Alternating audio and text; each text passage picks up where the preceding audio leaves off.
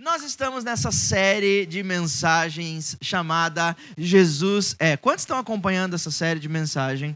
Jesus é. E hoje é o quinto dia, é isso mesmo, o quinto domingo da série Jesus é. E nós estamos falando a respeito daquilo que Jesus disse, na verdade, sobre 7 declarações do próprio Cristo a respeito de quem ele era. E todas essas declarações você encontra no Evangelho de João, os 7 eu sou de Jesus. Em algum momento com seus discípulos, em algum momento com seguidores, em algum momento com pessoas que o perseguiam, Jesus disse: eu sou, e ele completou essa frase por 7 vezes de maneira diferente. E hoje nós vamos continuar essa série e nós vamos falar a respeito do momento exato quando Jesus deu essa declaração dizendo: eu sou a ressurreição e a vida. Eu sou a ressurreição e a vida. E sabe, eu estava pensando qual outro título eu daria para essa mensagem se essa mensagem não fizesse parte de uma série e se ela não começasse com eu sou. E eu acho que eu daria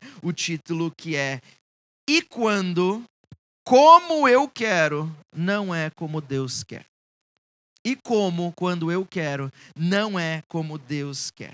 Sabe, antes de nós lermos a palavra de Deus, eu quero contar uma historinha para vocês. Vocês gostam das histórias, né? Pra gente se divertir um pouco. Hoje é uma história minha que aconteceu comigo. Às vezes eu conto da Débora, às vezes eu conto dos meus filhos. Mas sabe, eu estava pensando nessa semana a respeito disso, a respeito dessa frase. E quando as coisas não acontecem como eu gostaria que elas acontecessem? Como eu reajo, como eu penso, como eu reaciono diante de coisas que eu peço para Deus e elas não são ou elas não vêm como eu gostaria que elas viessem. Alguém mais pensa nisso também? Alguém mais vive essas experiências? Puxa vida, como é ruim quando as coisas não acontecem como nós gostaríamos que acontecesse. E eu estava lembrando de muitos anos atrás, nem é tanto assim, quando eu e a Débora estávamos recém-casados, era o primeiro ano de casamento. Sabe, eu sempre tive carro desde muito novo, eu saí de casa muito novo e eu comprei o primeiro carro, eu acho que com 19 anos, em suaves 555 prestações. Né? E obviamente esse carro não era um ótimo carro, não era o melhor carro, não era o top dos carros. Provavelmente Thiago, ele nem era muito bom, provavelmente ele era mais ou menos. Mas sabe, esse carro ele era bom no começo, mas ele começou a ficar nada bom depois no final. E no final da vida dele, pelo menos no tempo dele conosco, o nosso carro começou a dar vários problemas. Nós éramos recém-casados, como o nosso apartamento não tinha ficado pronto na data, porque os imóveis nunca ficam prontos. Eu não sei para que alguém coloca alguma data, né? O pessoal da arquitetura e o pessoal da entrega da obra, não sei para que eles nunca ficam, mas alguns ficarão.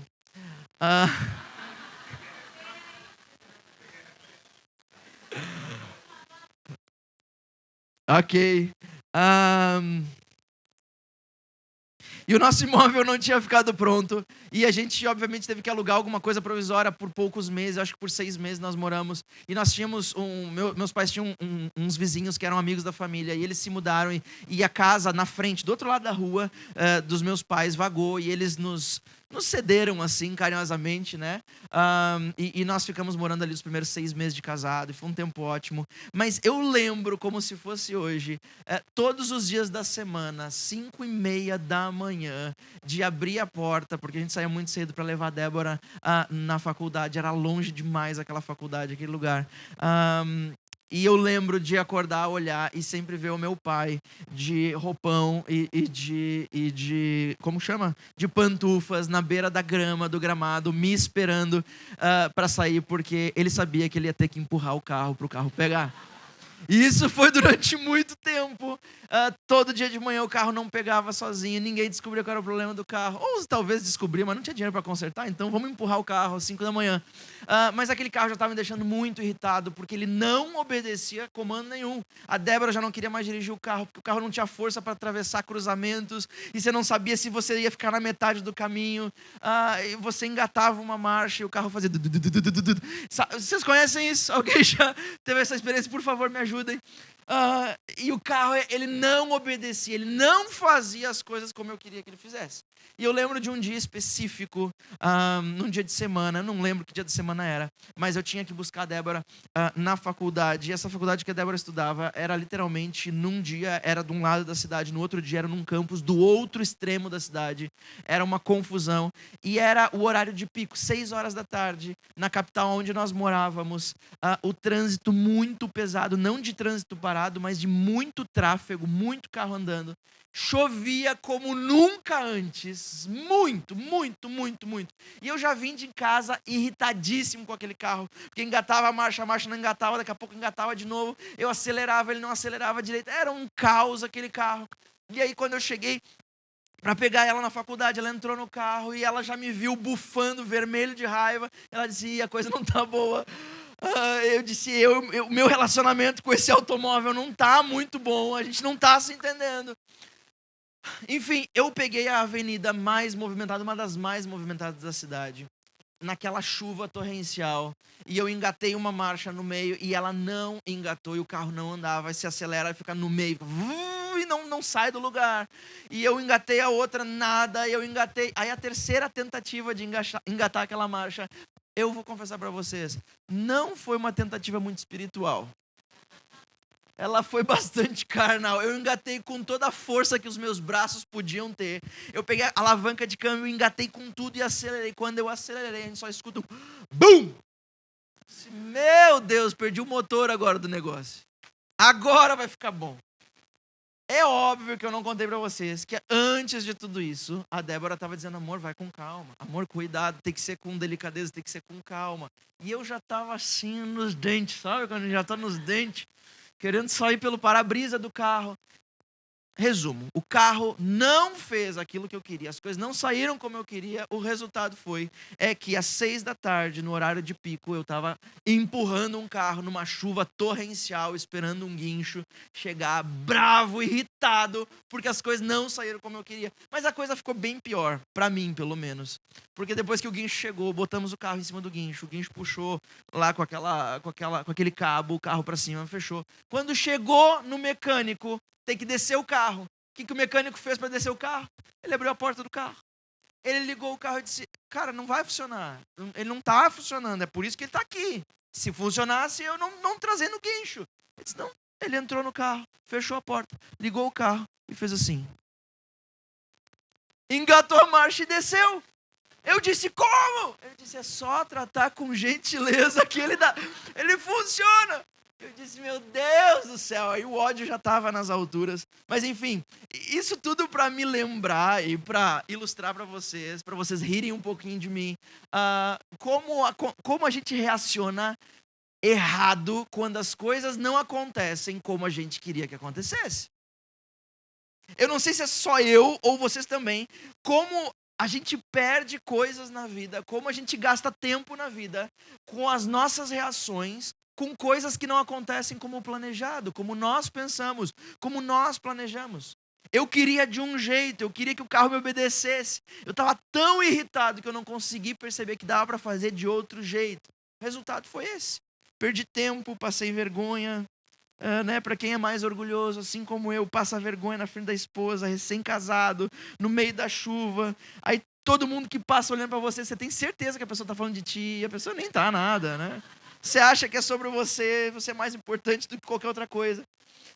Guincho, paguei guincho, passei vergonha. Ou seja, a pergunta para nós hoje é, o que acontece ou como nós reagimos quando o como nós queremos não é como Deus quer? Como nós reagimos, como nós reacionamos quando o que nós queremos também não é aquilo que Deus quer? Porque a gente fala muito um texto, quem conhece a Bíblia ou quem lê um pouquinho mais, tem um texto que fala, se Deus é por nós, quem será contra nós? Esse é um texto lindo, é um texto maravilhoso, que fala a respeito do poder e da potência do poder de Deus, que se Ele está conosco, nada pode contra nós. Mas a verdade é, e se aquilo que eu acho que Deus queria de mim, Ele não quer? E quando eu quero uma coisa, ou como eu quero, não é a maneira de Deus. Nós oramos, nós pedimos, nós buscamos, nós intercedemos para que Deus nos atenda. E sabe, Deus pode todas as coisas. Não tem nada que seja impossível para Ele. A Bíblia fala sobre isso. A Bíblia diz que nada é impossível para Deus. Eu amo uma das versões desse texto que não mostra a respeito de que não tem nenhum tipo de coisa que é impossível para Deus, mas mostra esse texto falando da perspectiva de que nada, fazer nada, ficar de braços cruzados para nossa demanda é impossível para Deus. Eu amo isso. E realmente não tem nada que seja impossível para Deus. Tudo Ele pode fazer. Mas você já se fez essa pergunta? E se, como eu quero, não é como Deus quer?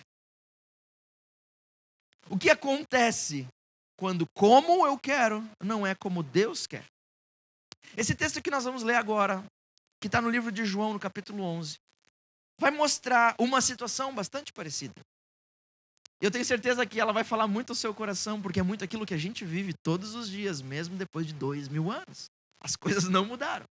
Mas para que a gente possa entender, nesse momento Jesus havia recebido, junto com seus discípulos, uma notícia terrível.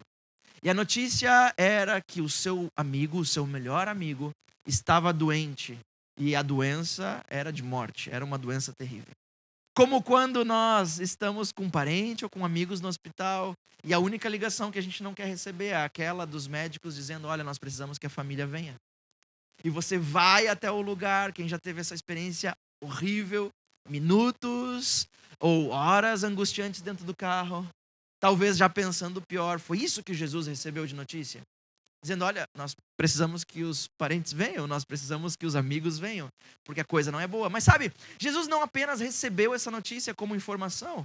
As pessoas que foram até Jesus falar a respeito do seu amigo, chamado Lázaro, foram até Jesus dizendo: por favor, vem, porque nós sabemos que o Senhor pode curar. Nós já vimos antes acontecer, nós já vimos cegos sendo curados, nós já vimos coxos sendo curados. Então, por favor, venha, nos ajuda. Eu sei que o Senhor pode curar o nosso amigo, o nosso irmão. Eu sei que o Senhor pode curar o seu amigo. Mas sabe, a questão é que depois que Jesus ouviu isso, ele demorou ainda 2 dias para sair de onde ele estava. Jesus não foi imediatamente. Quando nós vamos e recebemos notícias assim, por mais que não possamos fazer absolutamente nada numa situação dessa, nós vamos imediatamente, nós corremos, largamos tudo. Jesus não. Jesus simplesmente ficou no lugar aonde estava por mais 2 dias. E o texto mostra que Jesus não ficou só 2 dias, como quando Jesus chegou até o lugar, já faziam 4 dias que Lázaro tinha morrido. O amigo já tinha ido dessa para uma melhor. Já não estava mais entre nós. O curioso aqui é que às vezes a gente lê esse texto e pensa: ok, aquele lugar devia ser lugares muito, muito longes, lugares de difícil acesso. Jesus talvez ia caminhando ou ia montado em alguma coisa, e aquilo demorava mesmo a viagem. Mas sabe, Jesus estava a 3 quilômetros de distância de Lázaro. Ele não estava longe. 3 quilômetros de distância é uma boa caminhada de 45 minutos. Se você está com pressa, correndo, faz 20, 25 minutos. Vamos colocar aí que a estrada não era das mais fáceis, mas 3 quilômetros, caminhando, superando obstáculos, subindo, descendo, colinas, 1h30, 2 horas, quem sabe? Mas Jesus demora mais 2 dias. O que está acontecendo aqui? Quando Jesus chegou à cidade, Lázaro já estava morto há 4 dias. E sabe, Lázaro tinha outras 2 irmãs, uma chamada Marta, a outra chamada Maria. E essas 3 pessoas, essa família de 3 pessoas, Lázaro, Marta e Maria, eram amicíssimos de Jesus. Já tinham vivido histórias lindas com Jesus, já tinham compartilhado a mesa com Jesus. Jesus ia frequentemente na casa deles. A Bíblia diz que quando Jesus estava na casa de Lázaro, Marta e Maria, Jesus se sentia à vontade, Jesus comia, Jesus era amigo deles. E esse texto mostra que foi Marta e Maria que mandou alguém chamar Jesus. E o texto que nós vamos ler é esse aqui: quando Jesus está chegando à cidade atrasado. Quando aquilo que foi pedido não foi aquilo que foi realizado. Marta e Maria pediram: Jesus, vem nos ajudar, a gente precisa de ti agora. Mas Jesus não veio. E o texto mostra agora o primeiro encontro de Marta com Jesus e diz o seguinte, o versículo... Deixa eu caminhar para cá. Pronto. O versículo 21 do capítulo 11 de João diz o seguinte: Marta então disse a Jesus: se o Senhor estivesse aqui, meu irmão não teria morrido. Mas mesmo agora, eu sei que tudo que o Senhor pedir a Deus será concedido. Olha aqui, que declaração de fé de Marta. Marta está dizendo, olha, puxa, a gente te pediu e você não veio, mas mesmo assim eu sei que Deus concede tudo o que você pede. Então se você pedir, eu sei que ainda tem solução. Jesus consolou Marta e disse: o seu irmão vai ressuscitar.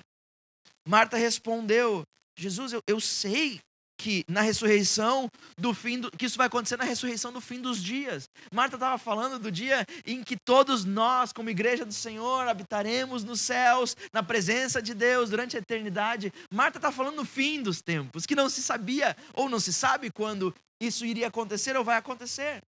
Mas Jesus diz a Marta: Marta, você não precisa esperar pelo fim.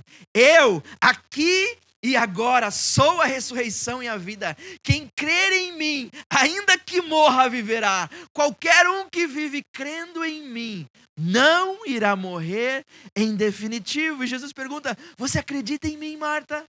Sim, eu sempre acreditei que o Senhor é o Messias, o Filho de Deus que veio ao mundo.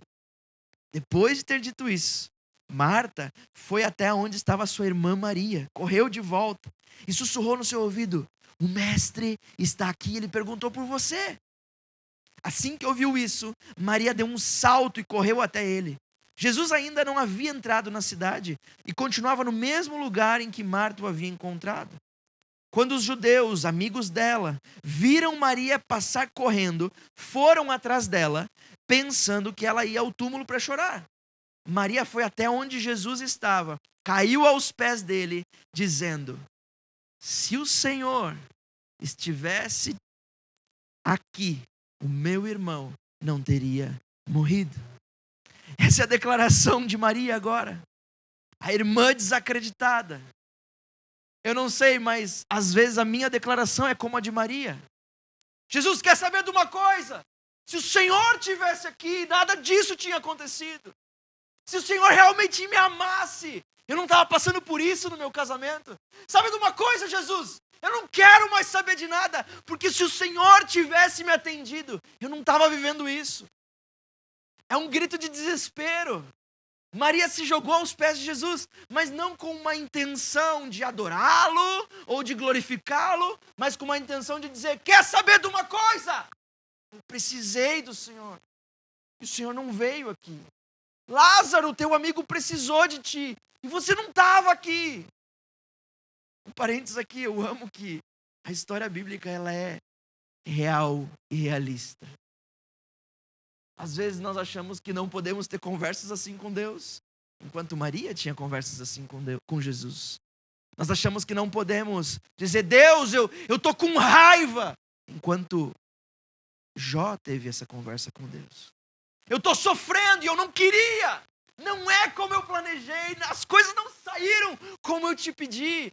Jesus, por quê? Porque comigo. O texto até o versículo 44 você pode ler em casa. E alguns de nós sabem, mas se você não sabe, o que acontece depois é que Jesus fica completamente indignado com aquela situação. Porque as pessoas começam a falar: Maria está ali. E Jesus diz: olha, onde é que vocês colocaram ele? Aonde vocês puseram o meu amigo? Eles levam Jesus até um lugar, numa montanha, uma caverna cavada na montanha. E na frente na boca dessa caverna tinha uma grande pedra, que era dessa forma que se sepultavam os mortos, em cavernas cavado nas montanhas.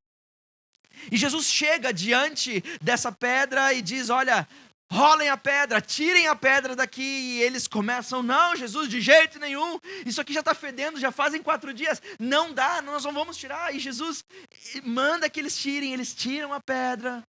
E ele dá um grito e diz: Lázaro, sai para fora, meu amigo. E Lázaro sai para fora, ressuscita, ganha vida. As pessoas todas ficam admiradas, assustadas e ao mesmo tempo agradecendo a Jesus. Nós sabemos como isso acontece. Mas antes de tudo isso acontecer, a verdade é que Marta e Maria estavam completamente frustradas. completamente decepcionadas com Jesus. Como eu fico, como você fica, como nós ficamos. Quando nós não somos atendidos, desapontadas com Jesus, porque elas viveram tempo suficiente com Jesus para saber que ele era capaz de fazer milagre. Elas viram coisas o suficiente com Jesus, fazendo por outros, e isso provava para elas que se Jesus tivesse estado ali, tudo teria dado certo. Elas não teriam chorado, não teriam sentido dor, nem angústia, nem aquela dor da perda. As pessoas não estariam ali chorando. O irmão não teria sofrido. Elas sabiam, elas conheciam. Nada disso teria acontecido. Apenas se Jesus tivesse nos ouvido a maneira que nós queríamos. O que elas não sabiam, e deixa-me dizer isso, nós também às vezes não sabemos. Quem sabe você não sabe, mas hoje vai descobrir. O que elas não sabiam e estavam prestes a descobrir é que Jesus não desceu do céu para fazer milagres por ninguém. Esse não foi o objetivo de Jesus. Jesus fazia milagres. Jesus fazia coisas pelas pessoas. Jesus transformava, Jesus curava, Jesus sarava. Ele fazia, mas esse não era o objetivo. Esse era um meio para um objetivo. Jesus não veio à Terra para ser um mágico com uma varinha e nos dar tudo o que nós queremos. Ele faz isso porque nos ama. Mas Jesus veio à Terra para algo muito maior. O objetivo não era esse. Ele fazia milagres, ele curava, tocava nas pessoas, mas ele não desceu do céu para isso. E às vezes nós confundimos aquilo que serve ao propósito como sendo o propósito.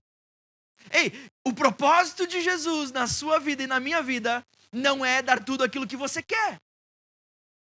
Isso é um meio, às vezes, para o propósito.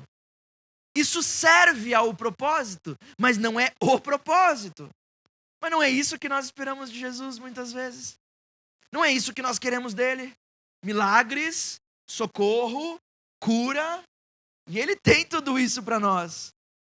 Mas pensa comigo, não é quando essas coisas não acontecem que nós nos frustramos, decepcionamos, perdemos a esperança e às vezes, em algumas estações da nossa vida, até abandonamos aquele a quem nós pedimos socorro? Não é nesse momento? No momento que as coisas não acontecem como nós, não é no momento em que nós tentamos engatar uma marcha específica e não acontece como nós queríamos, que nós, ao invés de acalmar, desligar, tentar de novo, crer, fazemos com toda a raiva, até que quebre tudo. O resultado é passar vergonha, o resultado é estar sozinho, o resultado é estar completamente desolado, sem esperança. A pergunta que eu tenho para fazer para vocês hoje, ela é muito difícil. Então me perdoe se essa pergunta causar alguma coisa esquisita no coração de vocês, porque causou no meu. Mas eu garanto que nós vamos sair daqui melhor do que nós entramos. Estão comigo? A pergunta é: o que você faria se Jesus não tivesse nada para você além dele mesmo? Como você viveria? O quanto você ainda o amaria se Jesus não tivesse absolutamente nada de bênçãos para você? Nenhum milagre, nenhuma transformação, nada a não ser ele mesmo. Dizer, o meu presente sou eu mesmo na tua vida. O quanto nós ainda o amaríamos? Se não tivesse nenhuma cura, se não tivesse nenhuma prosperidade, se não tivesse nenhum dom, se não tivesse nenhum milagre, se a única coisa que ele tem para nós fosse apenas ele, quanto você o amaria ainda? O que acontece quando Jesus não trabalha da maneira que nós queremos que ele trabalhe? Sabe, quanto mais eu conheço a minha esposa, quanto mais eu conheço a Débora, mais eu me apaixono por ela. Isso é natural, isso faz parte de relacionamentos. Porque quanto mais nós conhecemos uma pessoa, nós sabemos das qualidades, nós sabemos dos defeitos, mas apesar de qualidades e defeitos, deixando isso de lado, o que nós mais sabemos é o coração, a intenção dela. E é o que eu mais sei da Débora. Quanto mais passam anos, eu e ela juntos, mais eu descubro da intenção e do coração dela. E mais eu confio na intenção dela. Quanto mais eu me relaciono, mais eu sei que, quem sabe numa briga, quem sabe numa discussão, por mais que eu ouça palavras que eu não goste de ouvir, eu sei que no fundo é pro meu bem, tá tudo certo. Aquilo não vai assumir outro patamar, eu não vou deixar dela ou ela de mim, porque eu sei que por mais que seja duro e ruim de ouvir, ainda é pro meu bem, porque eu conheço ela, eu sei que ela me ama, mas eu só sei disso pelo tempo que nós passamos juntos. Nós estamos há 12 anos juntos, vamos para 13 anos juntos, é isso? E hoje eu sei de fato que ela me ama. Há 12 anos atrás, eu achava que eu sabia que ela me amava. Mas foi o tempo juntos, o relacionamento, o aprofundar, que me deu a certeza de quem a Débora era e o que ela queria comigo. Sabe, quando nós nos aprofundamos no nosso relacionamento com Jesus, nós descobrimos algumas coisas. E só quando nós nos aprofundamos, só quando nós temos intimidade, só quando nós chamamos Ele para nossa casa, só quando nós decidimos viver a vida com Ele. E a primeira coisa que nós descobrimos quando nós nos relacionamos verdadeiramente com Jesus é que Jesus é a ressurreição. E você pode estar pensando, ok, muito óbvio, eu podia ter melhorado nisso aí, nesse ponto 1, porque esse é o título da mensagem, então você não teve muita surpresa. E ademais, além disso, eu não sei se você viu, eu estou aqui na sua frente, sentado, assistindo, então, nesse momento, não estou precisando de ressurreição, tá tudo bem, estou vivo aqui, estou acordado, alguns mais que outros, mas estou aqui. Jesus, eu não preciso de ressurreição agora, tá tudo certo comigo. E esse é o problema. O que Jesus veio e disse a Marta e disse a Maria naquele momento, não foi a respeito da ressurreição dos últimos dias, não foi a respeito da ressurreição e da eternidade com Jesus. Naquele momento, Jesus estava dizendo, não, Marta, você não está entendendo, você não precisa esperar o fim dos dias, eu estou aqui agora, e eu agora aqui sou a ressurreição. Eu sou a ressurreição que precisa, sabe? Jesus nos diz, e o que Ele quer nos dizer todos os dias é, eu quero ser a ressurreição de vocês todos os dias. Eu quero ser a ressurreição dos sonhos perdidos de vocês.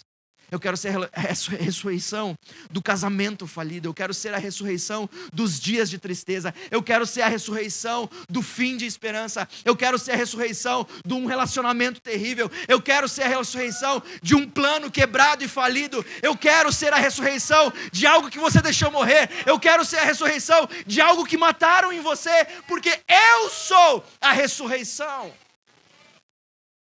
Nós assumimos Jesus como aquele que nos ressuscita para a eternidade com Jesus, com Ele, com Deus, com o Pai. Mas nós esquecemos que Ele é a nossa ressurreição todos os dias da nossa vida. O que está morto dentro de nós pode ressuscitar diante de Jesus. Jesus veio ressuscitar todas as coisas. Ele veio ressuscitar a sua fé, a minha fé em Deus.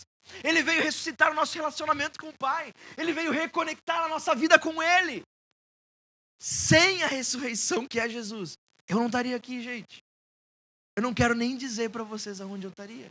Mas pensa você, aonde você estaria agora, sem Jesus, a ressurreição. Jesus não é apenas a ressurreição dos mortos, mas a ressurreição de mortos que Jesus fez.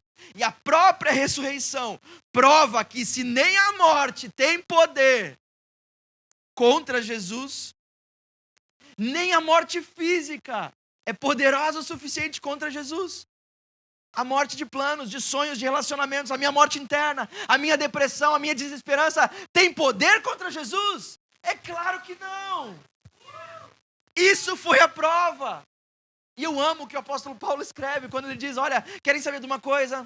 Eu estou certo agora eu tenho convicção, agora eu tenho certeza para dizer isso, que nem a morte, nem a vida, nem principados, nem potestades, absolutamente nada pode nos separar do amor de Deus, que é nosso por meio de Cristo Jesus. O apóstolo Paulo falou uma expressão maravilhosa.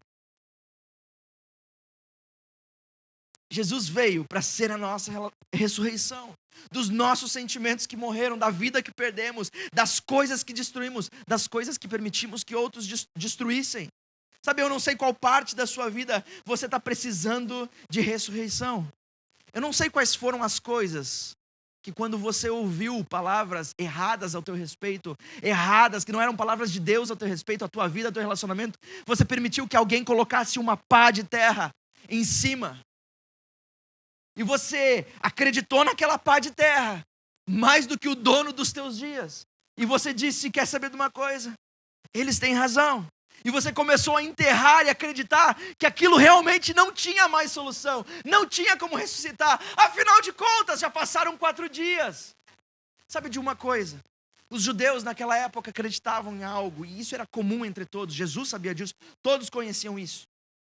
E o que se acreditava era que até o 3º dia, a alma e o espírito de uma pessoa ainda estavam na pessoa. Mesmo depois que o corpo havia morrido. Mas eles acreditavam que após o 3º dia nada mais poderia ser feito. Não havia mais possibilidade de ressurreição, não havia possibilidade de cura, não havia possibilidade de uma vida nova. Não havia, até o 3º dia havia. Depois do 3º dia não havia mais, porque no 4º dia eles acreditavam que a alma e o espírito agora não estavam mais ali. Então não era mais possível. Engraçado que Jesus demora para chegar e ele chega só no 4º dia. Ei, é assim comigo e com você também. Quando você perdeu a esperança, quando você diz, não dá mais. Não tem mais condição humana disso aqui acontecer. Não tem mais condição humana disso aqui viver de novo. Não dá mais. Aí Jesus chega, não num cavalo branco, mas no passo dele para dizer, eu sou a ressurreição e a vida. Pode passar 4 dias, podem passar 4 anos, podem passar 40 anos, mas o que eu tenho para vocês, ainda eu não acabei.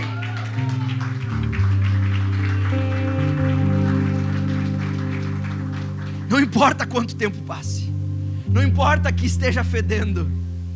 Marta disse, Jesus, não abre isso. Lembram que é a mesma Marta que aos pés de Jesus, quando estava entrando na cidade, ela disse, Jesus, você não fez como a gente queria, você não chegou a tempo, mas eu sei, o Pai ouve tudo o que você fala, então eu sei que agora, mesmo agora ela fala, eu sei que ainda há esperança. Essa é a mesma Marta, que agora diante do túmulo, com a realidade diante dos seus olhos, lembrando que tinha atado o seu irmão, embalsamado o seu irmão, quem sabe, tinha colocado o seu irmão dentro de uma cova, já fazia 4 dias que estava chorando o luto, e agora diante da realidade, essa é a mesma Marta que diz, Jesus, não abre. Não dá mais, Jesus, não tem como. Já fazem 4 dias, está fedendo, não tem mais solução para nós, acabou, não tem mais esperança. É a mesma Marta, só para nos lembrar, ei, nós somos humanos e falhamos com Jesus, mas Ele não falha conosco. Ainda que não seja a nossa maneira, não seja do nosso jeito, não seja como nós gostaríamos que fizesse, ainda sim, se for plano de Deus, vai acontecer. E é isso que nós encontramos e nós conhecemos a respeito de Jesus também. É que Jesus não é só a ressurreição, mas Ele também é a vida. Will, como assim? Sim, porque para ressuscitar, alguma coisa primeiro tem que estar morta. E outra coisa com vida tem que encher aquilo ali. Senão não funciona. Não tem jeito. A vida precisa entrar em algo que está morto para ser ressuscitada. E eu amo que Jesus diz isso a Maria. A Marta, desculpa, quando ele diz, Marta, quem crer em mim, ainda que morra, viverá. Qualquer um que vive crendo em mim não vai morrer em definitivo. Sabe, Jesus está falando sobre 2 vidas, a presente e a por vir. Fala da vida que nós viveremos eternamente com Deus, mas também fala de uma promessa para o aqui e para agora, para o teu presente. No mesmo evangelho, no capítulo 10, no versículo 10, João 10:10, é aquilo que dá nome a essa igreja, Zoe. Jesus pronuncia essa palavra, é uma palavra grega pequenininha de 3 letras, que não significa uma vida normal, porque existiam outras palavras para se falar vida. Jesus escolhe essa palavra, porque essa palavra significa um tipo de vida que só pode ser vivida através de Jesus, através de Deus. E Ele diz, eu vim para que vocês tenham vida, uma vida abundante. Jesus estava falando da eternidade nesse momento? Não, Jesus estava falando do aqui e do agora. Eu vim para vocês não precisam esperar o futuro. Eu, aqui e agora, sou a ressurreição e a vida. Tragam os seus defuntos, tragam os seus mortos, me coloquem diante da pedra do túmulo de vocês, que eu ressuscitarei. Eu sou a vida. Mas como eu posso viver essa vida abundante? Como é que eu faço para viver isso? Porque tem problemas, tem dor, tem luta, tem dificuldade, tem boleto para pagar, tem coisa que eu não dou conta. Como é que eu faço? A primeira coisa, ou quem sabe a mais importante, tenha a atitude correta diante de Jesus e diante dos defuntos da tua vida. Isso muda tudo. Sabe, no versículo 20 nós vamos ver que Marta foi se encontrar com Jesus. Maria ficou sentada em casa. Maria não foi, Marta foi. Maria ficou em casa. Por quê? Porque não havia mais solução. Tanto faz, eu vou ficar aqui sentado esperando Jesus. Para que eu vou lá? Ele está vindo, não tem mais o que fazer, ele só vai chorar com a gente. Então eu vou ficar aqui na minha. Não tem mais esperança. Maria ficou sentada, não correu para o mestre como Jesus, como Marta. Preferiu continuar acreditando que nada mais poderia ter sido feito. Não dá mais para fazer nada. Sabe, mas o passado de Maria era a prova que o que Maria tinha vivido com Jesus até aquele momento era suficiente para mostrar para ela que há mais para se viver. Tem coisa nova para se viver, tem novidade, tem plano novo, tem vida nova. Marta sabia, ouviu isso. Qual a reação de Jesus diante de tudo aquilo? Jesus ficou indignado. A pergunta é: qual é a nossa reação diante dos defuntos da nossa vida? Qual é a nossa reação à impossibilidade natural da ressurreição? Marta permitiu que essa impossibilidade natural da ressurreição tocasse na atitude espiritual que ela tinha. E é isso que eu e você não podemos permitir, que a nossa impossibilidade natural guie a nossa atitude espiritual. Porque ainda que o natural diga, não dá, morreu, 4 dias, está fedendo, a nossa atitude espiritual pode dizer, eu sei que no natural não tem possibilidade, mas eu também sei que o meu Redentor vive, e Ele está aqui por mim, e Ele tem um plano com a minha vida. A minha atitude espiritual muda todas as coisas. Quando Deus demora para chegar em certas ocasiões da sua vida, não é porque Deus perdeu interesse em você, porque Deus se perdeu no caminho, porque Ele não tinha velocidade suficiente, porque Ele não estava interessado. Não é por isso. É só porque Ele precisa que toda a esperança que ainda resta no teu coração esteja colocada nele e não na possibilidade humana. Quando Jesus começa a falar com os discípulos, depois de saber aquilo que tinha acontecido, que estava acontecendo com Lázaro, Jesus olha para os discípulos e diz, fiquem tranquilos, porque essa doença não é para a morte. Mesmo depois sabendo que morreu, fiquem tranquilos, Jesus disse, ele não morreu, ele apenas dorme. Jesus não chega atrasado na sua vida, Ele não está atrasado nos teus planos, Ele está justo a tempo, Ele está no tempo certo, no tempo de Deus, porque se Ele chegar antes, nós somos tão ingratos, que nós ainda vamos dar glória para qualquer coisa humana, menos para Jesus. Ufa, você não sabe, graças a Deus, aquela gerente me ajudou, saiu meu financiamento, graças àquela gerente, coisa boa. Não, você não sabe, já tinha pedido para Deus, para tudo, mas no último segundo, fulano de tal, que é muito meu amigo, me deu uma mão. Mas quando Jesus chega no tempo dele, que é logo depois que a nossa esperança acabou, a gente tem que dizer, Jesus, se não fosse o Senhor eu não estaria aqui. Jesus, se não fosse o Senhor eu estava passando pela químio agora. Jesus, se não fosse o Senhor eu estava numa cama de hospital. Jesus, se não fosse o Senhor eu não teria família. Jesus, se não fosse o Senhor eu não sei onde eu estaria. A glória precisa ser de Deus. Quanto mais rápido você entende isso, mais rápido Jesus pode vir ao teu encontro. Porque Ele não quer apenas te socorrer, essa não é a missão dEle apenas. A missão dEle não é apenas um milagre financeiro, não é um milagre emocional, não é um milagre na tua mente. A missão de Jesus é fazer você viver vida plena aqui nessa terra e a eternidade com o Pai. E Ele não vai descansar enquanto Ele não conseguir alcançar. Jesus tem mais para mim e para você. Mas qual é a nossa disposição diante daquilo que Ele tem para nós, diante dos nossos defuntos, diante das nossas dificuldades? Sabe, nessa manhã eu gostaria de orar por pessoas que estão passando dessa temporada da vida. Você pode ficar sentado assim como você está. Quem sabe você que está no auditório, você que está assistindo isso em algum outro momento, eu quero orar por você, porque eu sei, o Espírito me mostra que há pessoas aqui que precisam dizer: Deus, quer saber de uma coisa? Eu estou segurando o controle, eu estou acreditando nas pás de terra que já jogaram em cima de mim, mais do que no meu Criador. E nesse momento, é um momento que eu e você, nós precisamos pedir perdão a Deus. Nós precisamos fazer como Marta e Maria, dizer: não sei, eu achei que não dava mais. Porque só então Jesus pode nos socorrer. Só então, com a nossa atitude espiritual no lugar certo, Jesus pode alcançar ressurreição e vida aquilo que está morto na sua vida.